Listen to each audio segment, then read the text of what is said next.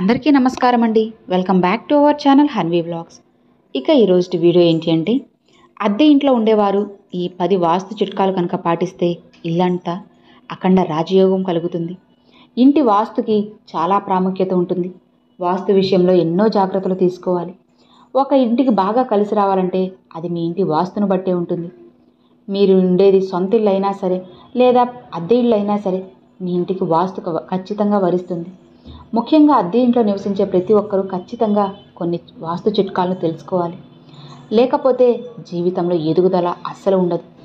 అద్దె ఇళ్లలో ఎలాంటి వాస్తుని పాటించాలి, త్వరగా సొంత ఇల్లు కట్టుకోవాలంటే ఎలాంటి వాస్తు పరిహారాలు పాటించాలి ఇప్పుడు మనం ఈ వీడియోలో తెలుసుకుందాం. గృహప్రవేశాలు చేసేటప్పుడు కొత్త ఇంట్లో పాలు పొంగిస్తారు, కానీ అద్దె ఇళ్లలోకి మారినప్పుడు మాత్రం ఎట్టి పరిస్థితులను పాలు పొంగించకూడదు. అద్దె ఇళ్లలో పాలు పొంగిస్తే అశుభ ఫలితం మొత్తం ఆ ఇంటి యజమానికే చెందుతుంది.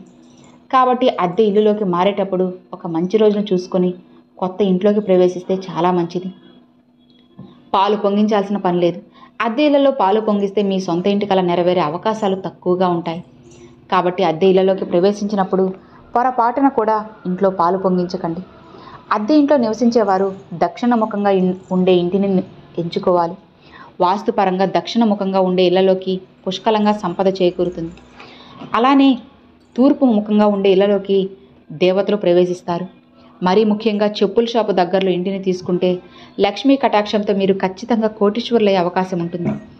కొత్త ఇంట్లోకి మారేటప్పుడు ఖచ్చితంగా మంచి రోజును చూసుకుని శుభముహూర్తంలో అడుగు పెట్టాలి. అయితే ఎట్టి పరిస్థితుల్లోనూ ఉన్న పలంగా ఇంటిని అస్సలు మారకూడదు. దీనివల్ల మీకు అనేక సమస్యలు వస్తాయి. శుక్రవారం రోజున కొత్త ఇంట్లోకి ప్రవేశిస్తే డబ్బు పరంగా మీకు బాగా కలిసి వస్తుంది. శుక్రవారం కుదరని వారు బుధవారం లేదా గురువారం రోజున కొత్త ఇంట్లోకి మారవచ్చు. ఇక అత్యవసర పరిస్థితుల్లో శనివారం, ఆదివారం రోజున కూడా మారవచ్చు. కానీ పొరపాటును కూడా సోమవారం, మంగళవారం రోజుల్లో కొత్త ఇంట్లోకి అడుగు పెట్టకూడదు. ఈ 2 రోజుల్లో ఇల్లు మారితే మీ ఇంట్లోకి సమస్యలు వస్తాయి. కొత్త ఇంట్లోకి అడుగు పెట్టేటప్పుడు కొత్త చీపురుతో ఇంట్లోకి అడుగు పెట్టాలి. చీపురు పట్టుకుని ఇంట్లోకి అడుగు పెడితే మీ ఇంట్లో లక్ష్మీదేవి అడుగు పెడుతుంది. ఇక ఇంట్లో ఆర్థిక సమస్యలు ఏర్పడకుండా ఉంటాయి. ఇంట్లోకి దుష్ట శక్తులు ప్రవేశించకుండా మీ ఇంట్లోకి దైవ శక్తులు ఆకర్షించాలంటే ఇంటి గుమ్మం ముందు పసుపుతో స్వస్తిక్ గుర్తును గీయండి. ఇది ఉంటే చాలా బాగా కలిసి వస్తుంది. ఇక ప్రతి ఒక్కరి ఇంట్లో ఖచ్చితంగా పూజ గది విడిగా ఉండాలి. ఇంట్లో పూజ గది విడిగా లేకపోతే పూజ గదిలో ఒక నెమలి పింఛాన్ని పెట్టుకోండి.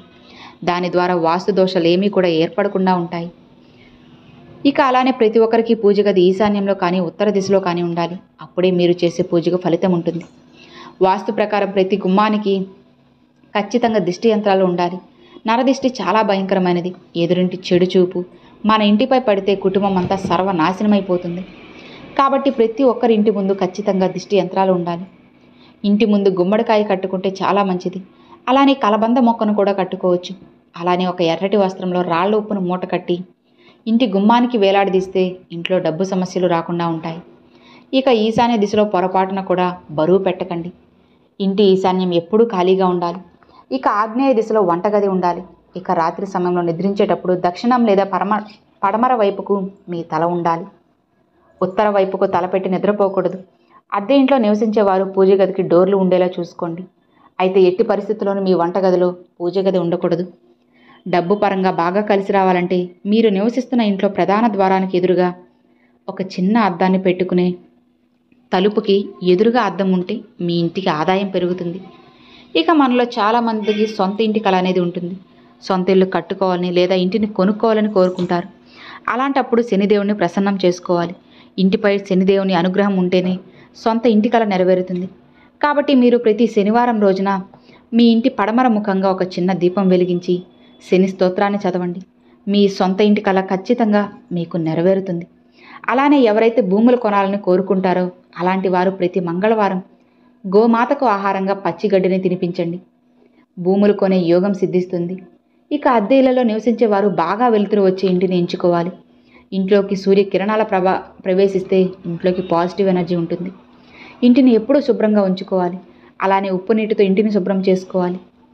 ఇక వారానికి ఒకసారి ఇల్లంతా సాంబ్రాణి పొగను వేయాలి. ఇంటి గుమ్మానికి ఎదురుగా గోరింటాకు చెట్లు ఉండకూడదు. బాగా డబ్బు సంపాదించాలని కోరుకునేవారు ఇంటి నైరుతి దిశలో మనీ ప్లాంట్ మొక్కను పెంచుకోండి. ఇక మీ ఇల్లంతా కనక వర్షంతో నిండిపోతుంది.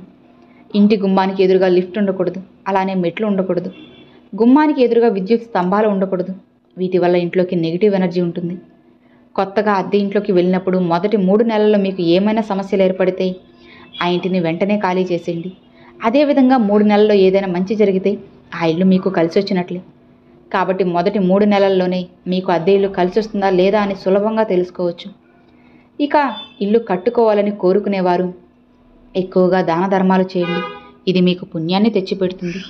నైరుతి దిశలో బాల్కనీ ఉంటే కుటుంబంలో అనారోగ్య సమస్యలు పెరుగుతాయి. నైరుతి దిశలో బెడ్రూమ్ ఉండాలి. అద్దెళ్లలోకి మారేటప్పుడు ఆ ఇంట్లో ఏవైనా ఆత్మహత్యలు జరిగాయని 1కి 2 సార్లు తెలుసుకోండి. అద్దె ఇంట్లోకి మారాలంటే శ్రావణ మాసం, ఆషాఢ మాసం, భాద్రపదం ఈ 3 మాసాల్లో ఇల్లు మారితే చాలా మంచిది. సో ఇక మరి విన్నారు కదండి. ఈ వీడియో నచ్చినట్లయితే ఒక చిన్న లైక్ చేయండి. మీ ఫ్రెండ్స్ అండ్ ఫ్యామిలీస్కి షేర్ చేయండి. ఫస్ట్గా మన ఛానల్ చూసేవాళ్ళు సబ్స్క్రైబ్ చేసి సపోర్ట్ చేయండి ఫ్రెండ్స్. Thanks for watching. జై వారాహి.